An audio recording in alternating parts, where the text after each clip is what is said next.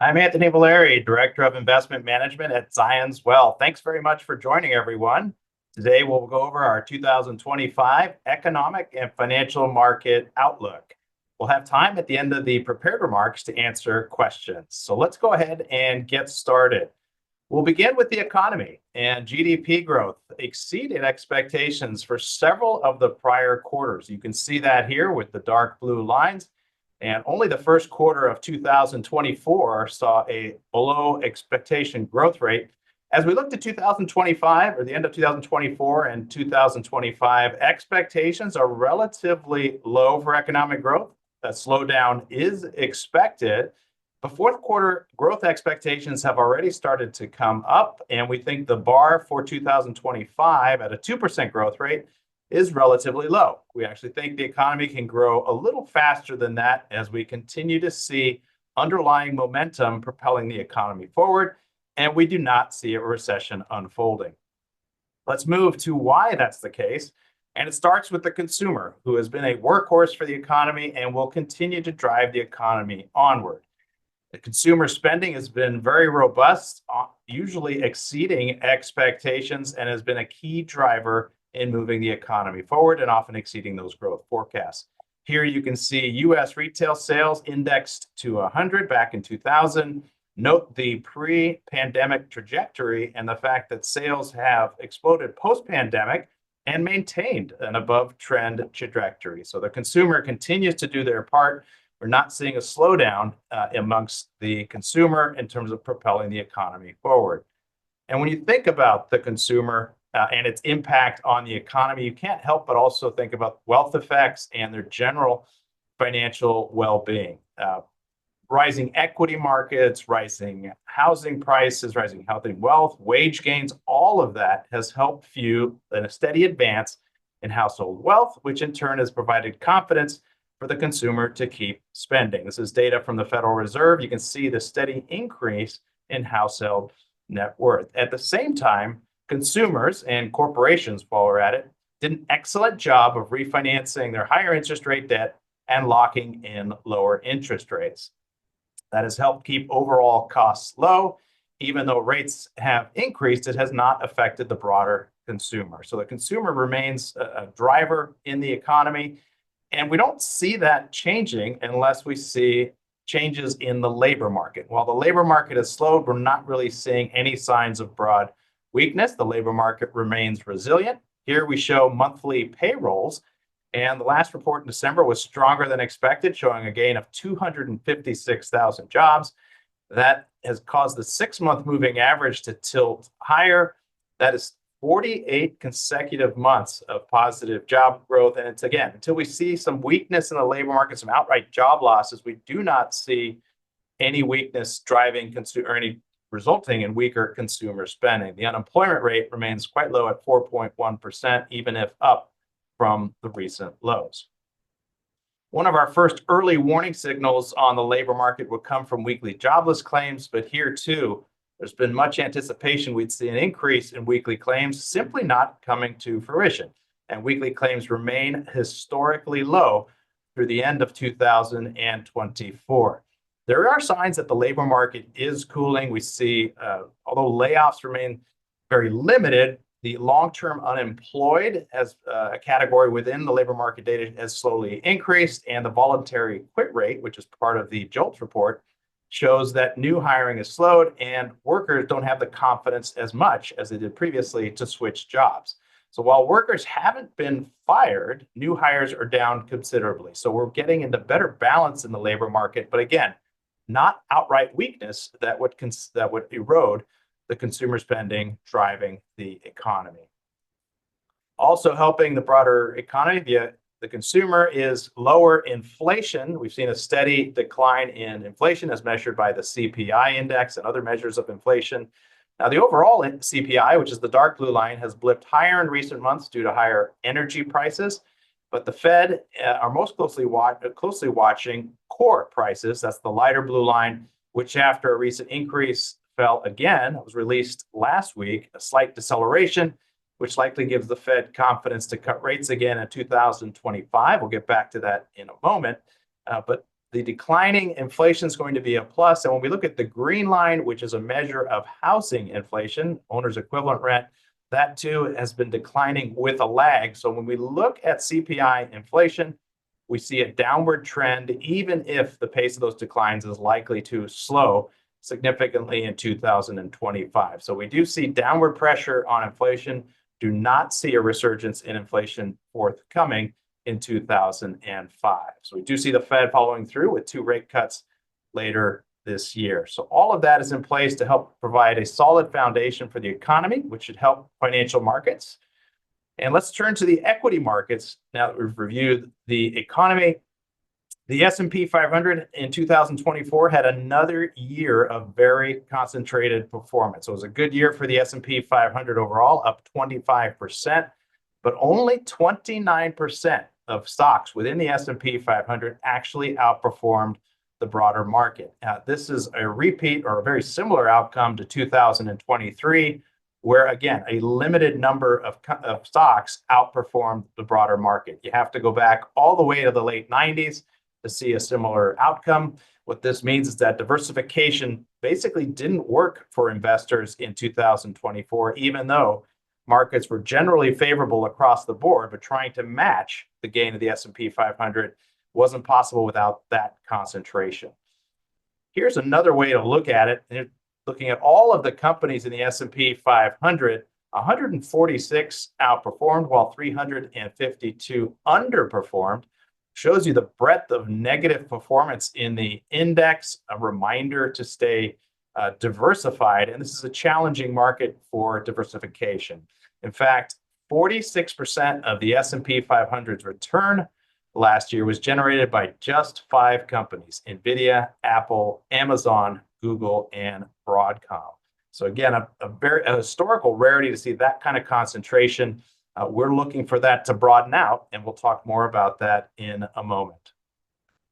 When we look at valuations, you'll see that you see that the Magnificent Seven, part of those stronger performing equities, having the highest valuations in the market, whereas the S&P 500, the market cap index, is the blue line. The forward PE ratio there is elevated relative to history. That's an indication of an expensive market, and no doubt valuations remain elevated, and that means a lot of good news is priced into the market. However, if you look at the lighter blue line, which is the S&P 500 equal weight, a much more reasonable valuations that is roughly in line with the historic average. So while we do see lower returns for the equity markets broadly in 2025 due to those higher valuations, we certainly don't see the broader market grossly overvalued. In fact, see it fairly valued, and why we'd continue to invest in stocks and maintain that equity allocation. Now, why do we suggest remaining diversified and not chase those higher performing stocks at the top? Well, we see profits, namely here, income growth narrowing between the Magnificent Seven, those big tech stocks that have dominated performance over the last 2 years. We saw some of this reversion back in the third quarter of 2024. It did not stick for the final quarter of 2024. But as we move forward, you can see here that profits are expected to narrow, or the gap between those two sets of companies is expected to narrow. And that should lead to better performance, in our view, between the broader market and the Magnificent Seven. In fact, we've seen that so far in 2025. In the few weeks that markets have progressed here, we're seeing a narrow in that performance, the wider, more diversified approach benefiting. So we maintain a broader, diversified approach. We think that'll be the proper exposure over the long term, and we think earnings will begin to support that going forward. Now, an important notion to dispel here is that those mega cap stocks aren't completely speculative or not worthy of investment. And one way to measure that is to look at their earnings contribution. Now, specifically, we're looking at the weight of the top 10 stocks in the S&P 500. That's the dark blue line. And then in the lighter blue line, looking at their contribution to earnings.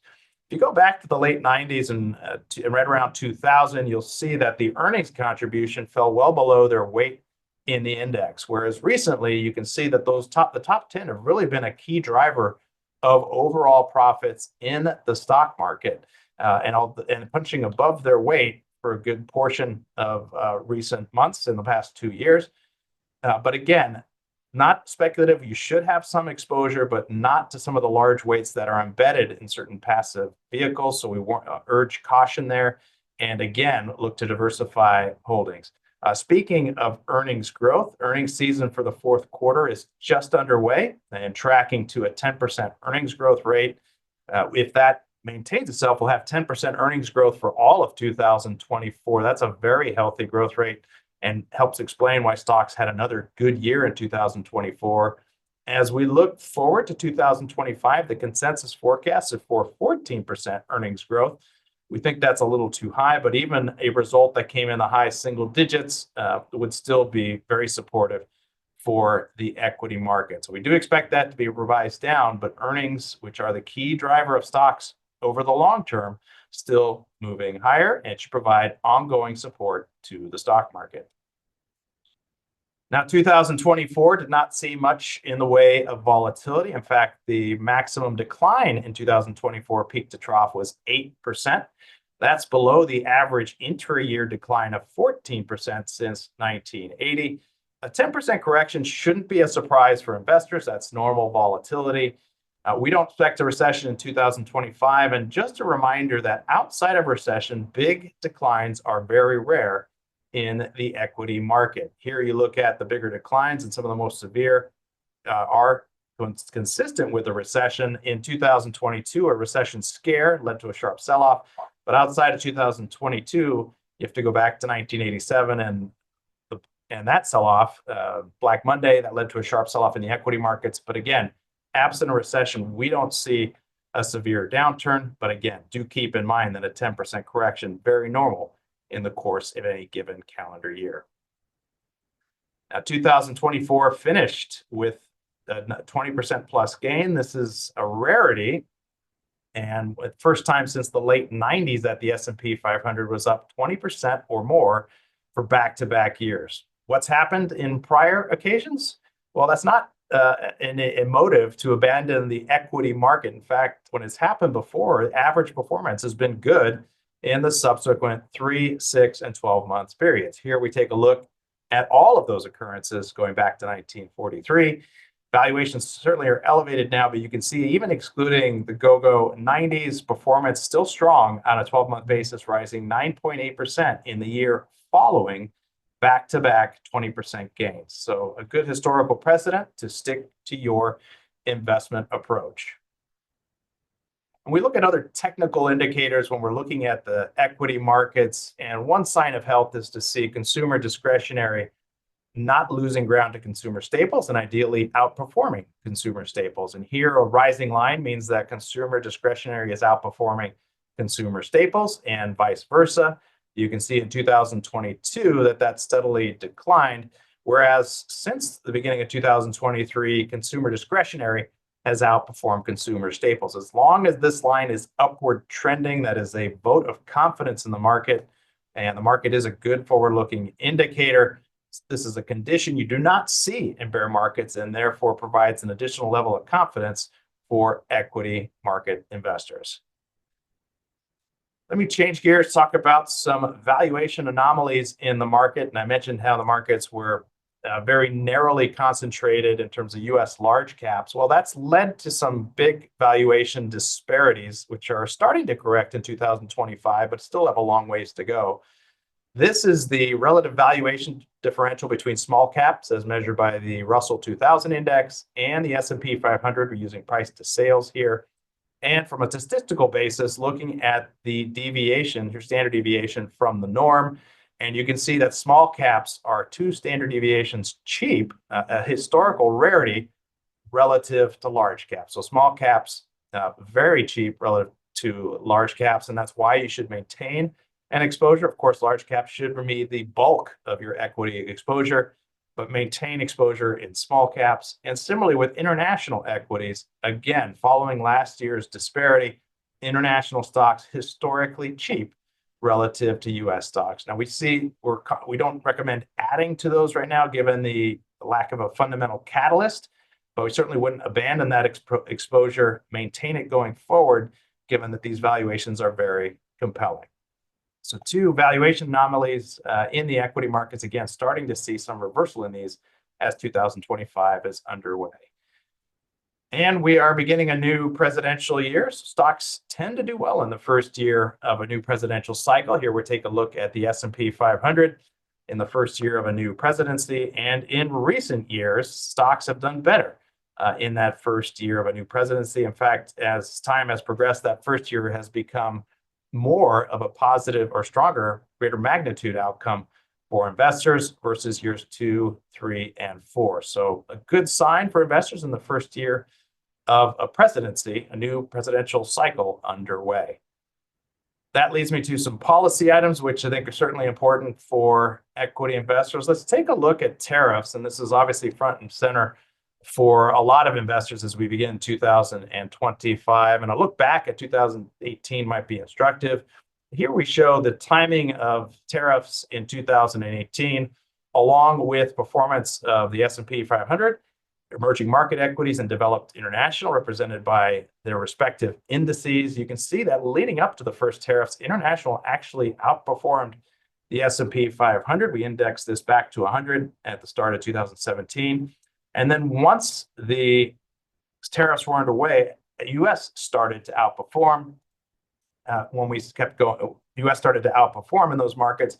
But do note that in 2018, U.S. stocks lagged again, as other fundamental factors, specifically here, Fed rate hikes caused a sell-off in the U.S. equity market while international outperformed during that spell. The point is here, don't let tariffs be your driver of investment decision makings. All else equal, we expect tariffs to be slightly additive to inflation, but do remember that's on top of an already downward trend and could be a detractor to GDP growth. But there are a lot of factors that will ultimately determine the impact of any tariffs. President Trump recently announced just the other night that he institute 25% tariffs on both Canada and Mexico. He did announce also he wants to proceed with a 10% tariff on China. Again, whether these are actually implemented or more a negotiating tool remains to be seen. How much is passed on to consumers versus absorbed by companies or even offset by currency, and I'll talk more about that in a moment, really affects the impact. So impossible to handicap, lots of variables that we would encourage you to stay invested and not abandon investing just because of tariffs. Of course, retaliation is another variable to take into account as well. So we'll know more as the months progress. The markets right now not really factoring in too severe a scenario there. And important to look back at 2017 and 18, inflation did not increase following the first set of tariffs. And the big reason why is the stronger US dollar offset a lot of the impact of tariffs. So it's important to take into account the impact of currencies when assessing tariffs and what they ultimately might mean for the U.S. economy and U.S. corporate profits. So again, the implementation and the magnitude of any tariffs still a big unknown for financial markets, and therefore we wouldn't bank any decisions based solely on that.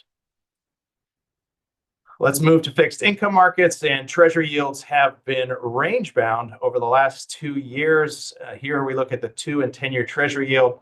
Ironically, as the Fed began to cut rates, 2 and 10-year treasury yields increased. A bit of a rarity to see that happen.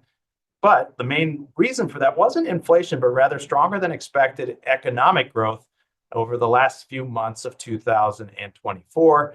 However, we don't see runaway interest rates. We see, as you can see on this chart, kind of a range developing for treasuries. At the low end, it's 3.5 on the 10-year. Maybe at the high end, it's 5. We don't see 10-year treasury yields exceeding that 5%, absent a surge in inflation, which again, we don't expect, or some other type of event that would warrant, or very strong growth that would warrant a bigger premium in the fixed income market. So we see yields fluctuating within this range. That should lead to better total returns for bond investors. Last year, about 1.5% for the Bloomberg aggregate. We expect better from that, simply from what we expect as a coupon clipping environment where investors collect their interest. We think bond markets are fairly valued now that the excessive rate cut expectations from September of last year have been priced out. This is the implied rate on the December 2025 Fed funds future, and it shows the market expecting the Fed funds rate to be close to 4% by the end of 2025. So that's just over another rate cut, 1.5 to be exact, as of now.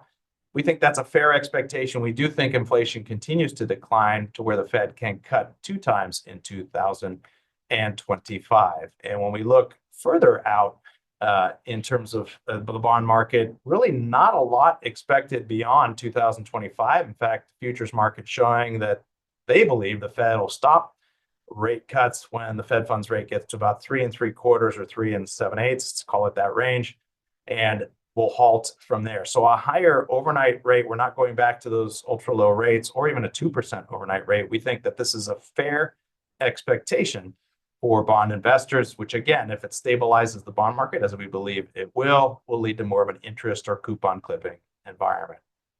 Within the bond market, we are focused on high quality bonds. Take your risk on the equity markets because you're not being paid on the corporate bond market.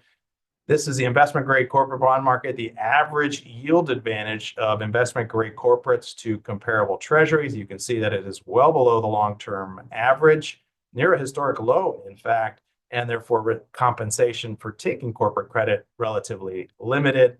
The same goes for high yield bonds.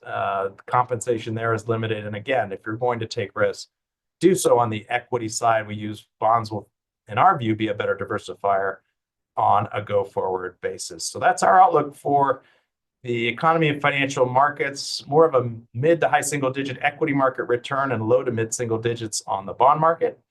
I'll pause there and bring on Rebecca Robinson, Head of Wealth Management.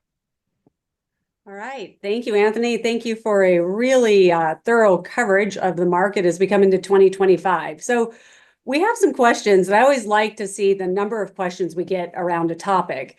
And interest rates and interest rate direction remains a very popular topic. And we always like to stress, and you have a nice chart in there that basically shows a lot of this is priced into the market already.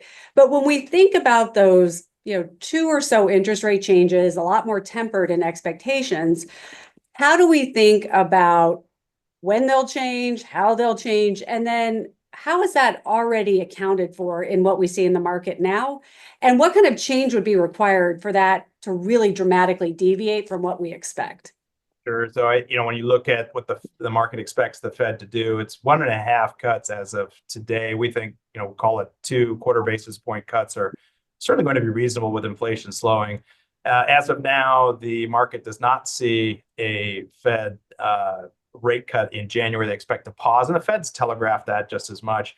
But very likely we could see one in March, especially if we get additional good news on inflation like we did last week. The intermediate part of the bond market, I think, is fairly priced for those rate cuts, Rebecca. I think where you'll see some continued movement is in the very short part of the market. So, for example, we have investors that are content to sit on cash, not realizing that 2 rate cuts is going to lead to a 0.5% lower on those rates. So those will move along with additional Fed rate cuts. And then really, what do we see that would change that? We need a lot stronger economic growth or higher inflation to basically have the Fed not do any rate cuts. Or we'd have to see some sort of recessionary or economic weakening to see more than those 2. I think it's possible to maybe get 3 rate cuts as the Fed funds rate will be above the inflation rate. But I think 2 is fair, and I think that means that intermediate rates are right where they should be and is fair value, but look for those short rates to keep coming down. Nancy, I want to go back to something you said. In the last couple of years now, we've seen rates on cash go up, and in some ways they've actually outperformed the fixed income market in certain areas. So people are sort of keeping that cash, but almost as an investment.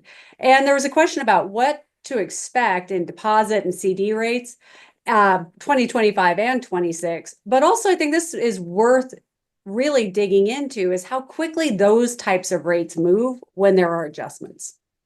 We'll see those short-term CD rates come down with Fed rate cuts. It takes about 45 to 60 days for those rate cuts to work through those short-term vehicles. So the last Fed rate cut here in December looks like it's almost fully priced in, but you might see an additional creep on some of those money market funds as they have to recycle those maturing investments at lower yields. So Takes about 2 months for that to fully work through. But yes, those short-term CD rates, short-term interest rates still coming down in our view. Perfect. A lot of people have been sitting on the sidelines because we also saw an increase in the cost of housing as well as an increase in mortgage rates. And this question is about what is the relationship between the bond market and 30-year mortgage interest rates? If you need one indicator to track mortgage rates would be the 10-year treasury. There's also the yield differential between mortgage-backed securities and treasuries. Doesn't fluctuate a lot, but there's a little bit of movement there. So if there was some trouble in the mortgage market or investors were hesitating, the 10-year treasury yield wouldn't fully explain the change in mortgage rates. But historically, it does move pretty close to the 10-year. So that would be, for me, the one to watch for our investors out there. All right. And talking about housing, you talked about how really the increase in housing prices has also really fueled a growth in net worth for individuals. If someone's thinking about buying or looking at the housing market, what do we see for the housing market in 2025? And does the new administration, interest rates, things like that, do those have a more immediate impact on housing prices? Yeah, I think, the mortgage rates being up around 7 has really put a damper on the housing market. At the same time, supply, at least in residential housing, is still very tight.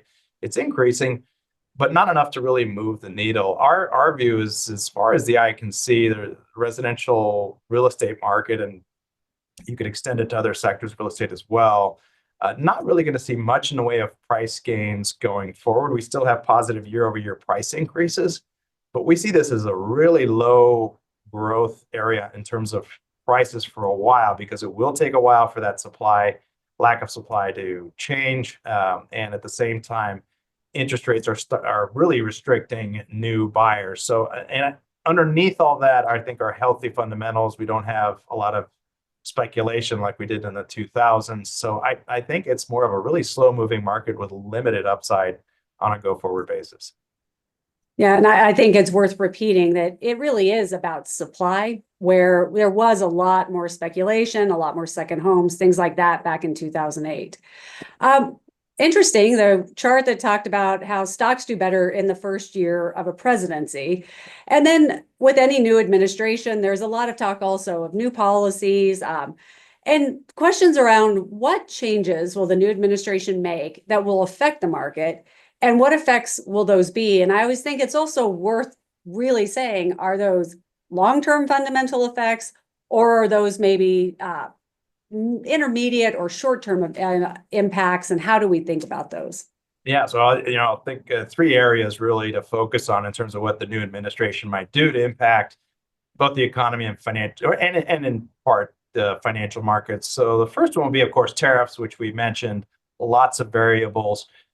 All else equal, tariffs will lead to slightly higher inflation and restrict economic growth by maybe a few tenths of a percent, maybe more. So many variables there, as I mentioned. What is the ultimate tariff rate, if any? What is the pass through to U.S. consumers? Do other countries retaliate? It's really hard to handicap that. That's one. Two would be extending the tax cuts from the TGCA back in the first Trump term in 2017. That's widely priced in, and I think has played a role in the equity market strength. And the third would be immigration. To what extent is immigration curbed? And immigration was a key driver of an increased labor supply pool, staying away from the argument of legal versus illegal, but that was a big driver of increasing the labor pool, and therefore also leading to economic growth as well. There's several studies that say if you restrict that growth, it could be damaging to the economy. So those are the 3 areas. My big caveat, and we've talked about this before, is that ultimately the policy doesn't have that big an impact on the equity market. It's about corporate profits, which really drive from the consumer and businesses, and they aren't going to be fully impacted from those three components, Rebecca. So we yes, take note of them. They might be more industry specific rather than more broad based. Wouldn't base any investment decision on that, because historically we've seen that policy doesn't have much impact on financial market returns. That's perfect. So here's a question about risk, and it's a very broad one. What is your biggest concern for 2025, and what are the odds of it happening? I want to say your biggest concern in the markets. I think it's concerned. Well, I think tariffs would be one. I think geopolitics is another. I also think the growing treasury debt and the interest expense, the supply of bonds that we need, especially in the light of extending those tax cuts, how does that impact the markets? But that interest cost is a very slow moving one. I think that could be tolerated for a few more years, but those are kind of the risks that I see. But I always stress to investors, it's the risks you don't see that really end the market, because when it's known, it's quantifiable, people can prepare for it. It's things that come out of left field that really catch the market and create problems, like a COVID. People spend a lot of time worrying about that, Rebecca, but it's impossible to really forecast that, and therefore it's the risks you don't know about that the ones that likely create problems. And I think it's also fair to say when we've had those shocks to the system, we then subsequently see some of the best market performance following them. So it's the importance of a long-term plan, something that can ride out those waves, but that you're not in and out based on either risk that we can see or the risk that we can't see. Right. Cryptocurrency has kind of come back in. We talked about it a lot 2 or 3 years ago. Then it's kind of fallen out. But I think with some of the new administration and media, questions around kind of what do you think about silver, and this one's Bitcoin, but I think we could maybe talk about cryptocurrency in general. Yeah, I think for crypto, it's enjoyed a bit of a renaissance in 2024, especially with some of the institutionalization of it with ETFs, crypto ETFs coming out. We don't include it in an investment program. I think if an investor wants to use it, do so separately out of a diversified investment portfolio. I still view it as highly speculative. The big price swings up or down aren't something you'd want to include in a diversified portfolio.